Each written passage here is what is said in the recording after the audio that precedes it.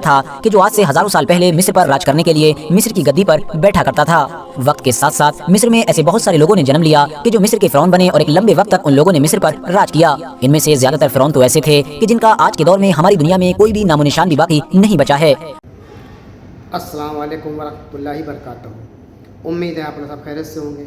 मैं भी अल्हम्दुलिल्लाह अल्लाह का लाख लाख शुक्र है खैरियत से। और इंशाअल्लाह जिस वीडियो में दे आ रहे हैं RH नेटवर्क चैनल का नाम है, इनका चैनल का लिंक मैं डिस्क्रिप्शन बॉक्स में दे दूँगा। आप लोगों ने चैनल सब्सक्राइब करिएगा और मेरी वीडियो अंत तक देखिए। दोस्तों आज की वीडियो बड़ी इंपॉर्टेंट है और बड़ी हैरान कर देने वाली वीडियो है। दोस्तों ये वीडियो है बहुत पुरानी वीडियो। दोस्तों ये मिस्र की एक ऐसे फ़िरौन की है।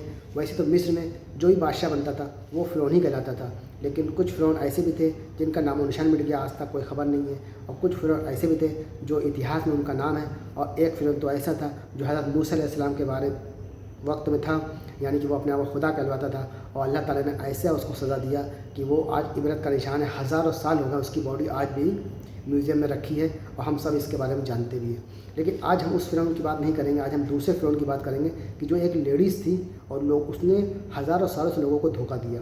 यानी कि मिस्र में हुकूमत किया एक आदमी बन के, और मरने के बाद भी लोगों को पता नहीं चला कि वो लेडीज़ थी कि औरत थी।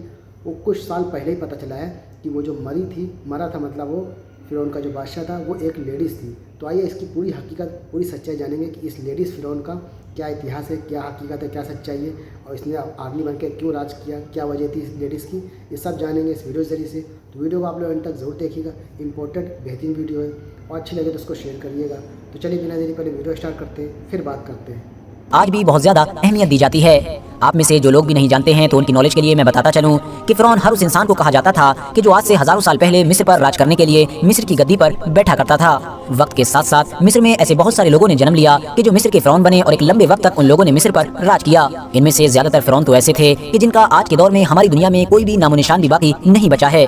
मगर हाँ, कुछ फ़िरौन ऐसे भी हैं कि जो हमेशा हमेशा के लिए मशहूर हो गए हैं। खासतौर से रमसेस II नाम के उस फ़िरौन को तो आप में से लगभग सभी लोग जानते होंगे कि जो मूसा अलैहिस्सलाम के दौर में हुआ करता था। क्योंकि इस फ़िरौन ने न सिर्फ घमंड में आकर लोगों पर हद से ज्यादा जुल्म सितम किया था, बल्कि मूसा अलैहिस्सलाम को चैलेंज करने के लिए खुदाई तक का दावा कर डाला था। यानी अपने आप को लोगों से खुदा कहलवाना शुरू कर दिया था। नतीजे में जब पैगंबर हजरत मूसा अलैहिस्सलाम ने इस फ़िरौन को समझाने की कोशिश की और इसको सही रास्ता दिखाने की कोशिश की, तो इस फ़िरौन ने उनसे ही जंग करने का फैसला कर लिया और आखिरकार ऐसी खतरनाक मौत मारा गया कि आज हजारों साल गुजर जाने के बाद भी उसकी मौत पूरी दुनिया के लिए इबरत मानी जाती है। मगर दोस्तों, आज की इस वीडियो में हमारा टॉपिक पैगंबर हजरत मूसा अलैहिस्सलाम के दौर का ये मशहूर फ़िरौन नहीं, बल्कि मिस्र का एक ऐसा अजीबोगरीब फ़िरौन है कि जो इस मशहूर फ़िरौन यानी रमसेस II से भी पहले गुजरा था। एक ऐसा फ़िरौन कि जिसने हजारों साल गुजर जाने के बाद आज के दौर में हमारी दुनिया के आम लोगों के साथ साथ हमारी दुनिया के साइंटिस्ट को भी बहुत ज्यादा हैरान कर दिया है। और हर कोई ये सोचने पर मजबूर है कि आखिर मिस्र के इतिहास में ये सब कुछ कैसे हो सकता था।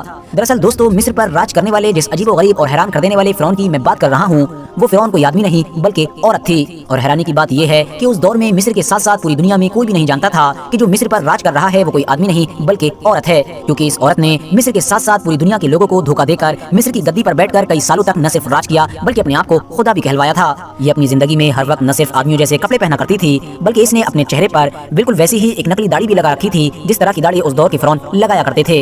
यही वजह थी कि किसी भी इंसान को ये पहचान नहीं हो सकी थी कि ये आदमी है या फिर औरत है। आपको जानकर शायद हैरानी होगी कि जिंदगी तो जिंदगी, बल्कि इसके मरने के हजारों साल बाद भी किसी भी इतिहासकार तक को ये खबर नहीं हो सकी कि मिस्र का ये फ़िरौन कोई आदमी नहीं बल्कि औरत हुआ करता था। मगर हजारों साल गुजर जाने के बाद साइंटिस्ट ने अब ये बात क्लियर कर दी है कि ये कोई आदमी नहीं बल्कि औरत हुआ करती थी, जिसने कई सालों तक पूरे मिस्र को धोखा देकर मिस्र की गद्दी पर राज किया था।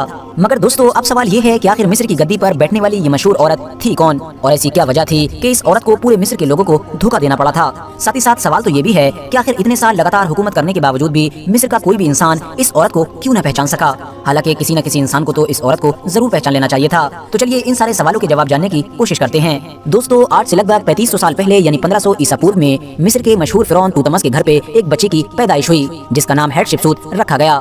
हेटशेपसूत मिस्र के फ़िरौन की पहली सगी औलाद थी, क्योंकि इससे पहले तूतमस फ़िरौन के घर पे जो एक लड़का पैदा हुआ था वो उसकी अपनी सगी बीवी से नहीं बल्कि एक दासी से पैदा हुआ था। दोस्तों, अभी हेटशेपसूत की उम्र सिर्फ और सिर्फ 12 साल ही की थी कि उसके बाप तूतमस की मौत हो गई। और उसके बाप की मौत के फौरन बाद उसके सौतेले भाई कि जिसका नाम तूतमस II था, उसको मिस्र की गद्दी पर बैठा दिया गया। न सिर्फ उसको गद्दी पर बैठाया गया बल्कि साथ ही साथ उसकी शादी भी अपनी खुद की बहन यानी हेटशेपसूत के साथ करा दी गई। क्योंकि दोस्तों, उस दौर में सगी भाई बहन की शादी एक आम बात थी। मिस्र के जितने भी फ़िरौन थे यानी शाही खानदान थे, वो अपनी सल्तनत किसी दूसरे खानदान में न चली जाए इस डर की वजह से आपस ही में भाई बहन ही शादी कर लिया करते थे। लिहाजा दस्तूर के मुताबिक इन दोनों की शादी भी करवा दी गई।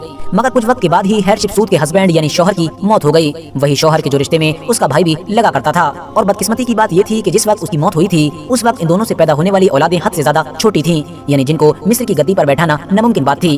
अब इस तरह से मिस्र की गद्दी पर पूरी तरह से खतरा मंडराने लगा था। जाहिर है हैटशिपसूद को ये महसूस होने लगा था कि अगर जल्द कोई अच्छा कदम नहीं उठाया गया तो इस गद्दी पर किसी दूसरे खानदान वालों का कब्जा हो जाएगा। बस इसी डर की वजह से ही 27 साल की विधवा हैटशिपसूद ने उस दौर में मिस्र में वो कदम उठाया कि जिसके बारे में शायद कोई इंसान सोच भी नहीं सकता था। इसने सबसे पहले अपनी मजहबी नॉलेज का फायदा उठाते हुए झूठी करामतों के जरिए से इस बात का दावा किया कि वो मिस्र के सबसे बड़े देवता यानी रा की औलाद है। और इसके इस दावे को उन लोगों की तरफ से फौरन कबूल कर लिया गया कि जो लोग या तो बड़े बड़े पुजारी थे या फिर उस दौर में महल के बड़े बड़े पदों पर बैठे हुए थे, क्योंकि जाहिर है उन लोगों को तो मालो दौलत चाहिए था। मगर अब इस औरत के सामने सबसे बड़ा चैलेंज ये था कि आखिर वो आम पब्लिक के बीच में अपने आप को एक फिरौन के तौर पर कैसे एक्सेप्ट कराए। इसीलिए अब उसने वो नए नए हैरान कर देने वाले तरीके अपनाए कि जिसकी वजह से ये इतिहास में हमेशा हमेशा के लिए मशहूर हो गई। इसने सबसे पहले न सिर्फ अपने चेहरे पर एक नकली दाढ़ी को लगवाया बल्कि साथ ही साथ मर्दों जैसे कपड़े पहनना भी शुरू कर दिए। ये आम लोगों के बीच में बिल्कुल ऐसे ही रहा करती थी कि जैसे ये कोई औरत नहीं बल्कि आदमी हो।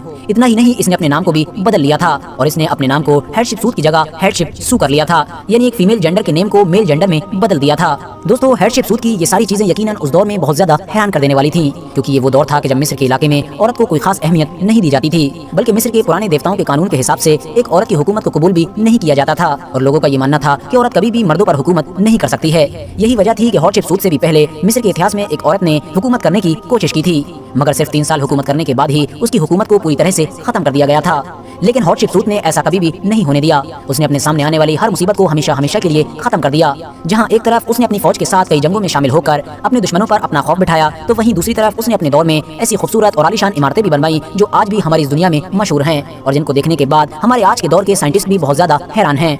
अगर बात करें ऐतिहासिक तौर पर तो हैटशिपसूद का दौर मिस्र का एक सुनहरा दौर माना जाता है, क्योंकि उसके दौर में न सिर्फ पूरे के पूरे मिस्र में अमन था बल्कि साथ ही साथ मिस्र एक खुशहाल इलाका माना जाता था। हैटशिपसूद ने अपने इलाके में बिजनेस को और भी ज्यादा बढ़ावा देने के लिए उन पुराने रास्तों को भी बहुत अच्छी तरह से ठीक कराया जो पिछले कई सालों से खराब पड़े थे, जिनको उसकी सल्तनत के दुश्मनों की तरफ से बर्बाद कर दिया गया था।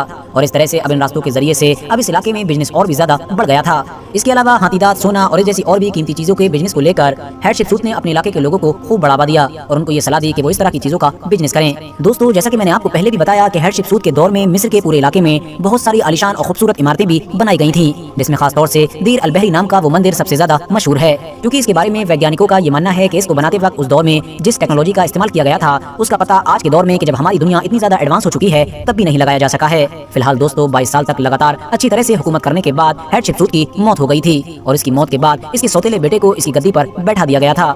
मगर इसका सौतेला बेटा अपनी सौतेली माँ से बहुत ज्यादा जला करता था और इसके जलने की वजह यह थी कि आखिर एक औरत होने के बावजूद भी उसकी सौतेली माँ इतनी कामयाब फिरौन कैसे बन गई थी। इसीलिए उसने गद्दी पर बैठते ही मिस्र के इलाके में मौजूद इसकी सौतेली माँ से जुड़ी हुई हर चीज को जलाना शुरू कर दिया था, क्योंकि वो चाहता था कि इतिहास में कोई भी उसकी सौतेली माँ को याद न रखे। यही वजह है कि आज के दौर में भी हैटशिपसूद से रिलेटेड जितनी भी चीजें हमारी दुनिया के एक्सपर्ट्स को मिलती हैं वो सारी की सारी या तो हल्की सी तबाह होती हैं या फिर जली हुई होती हैं। आपको बताते चलें कि हैटशिपसूद की मौत के बाद हमारी दुनिया के तमाम इतिहासकार और एक्सपर्ट्स इसको हमेशा से ही एक मर्द समझा करते थे, यानी उनका मानना था कि मिस्र पर हुकूमत करने वाला हैटशिपसूद नाम का जो इंसान था वो एक आदमी था। मगर फिर मिस्र के कुछ इलाकों से ऐसी चीजें मिली कि जिन्होंने हमारी दुनिया के एक्सपर्ट्स को इस बात पर मजबूर किया कि वो इस मामले में एक बार फिर से रिसर्च करें। और फिर जैसे जैसे रिसर्च आगे बढ़ती गई हमारी दुनिया के एक्सपर्ट्स हैरान होना शुरू हो गए और आखिरकार जब 2007 में हैटशिपसूद की मम्मी बरामद हुई तो सारा मामला क्लियर हो गया, यानी दूध का दूध पानी का पानी हो गया, क्योंकि पूरी दुनिया जान गई कि हैटशिपसूद नाम के जिस बंदे ने एक आदमी बनकर पूरे मिस्र पर राज किया था वो कोई आदमी नहीं बल्कि औरत था। तो दोस्तों, ये था हमारा रिएक्शन जो हमने देखा इस लेडीज़ फिरौन के बारे में। पूरा इसका इतिहास जाना इस वीडियो में कि क्यों लेडीज़ से आदमी बन के इसने इतना टाइम राज किया और मरने के बाद भी किसी को पता नहीं चला कि ये एक लेडीज़ थी। यहाँ तक कि लेडीज़ दाढ़ी वाड़ी सब कुछ एकदम बाकायदा ये आदमी बन के इसने राज किया। तो उम्मीद है आपको दोस्तों ये वीडियो आपको अच्छी लगी होगी। पूरा हिस्ट्री, पूरा इतिहास लेडीज़ फिरौन का आपने जाना। तो हम मिलेंगे अब आपसे नेक्स्ट वीडियो में। तब तक के लिए अस्सलाम वालेकुम व रहमतुल्लाहि व बरकातहू।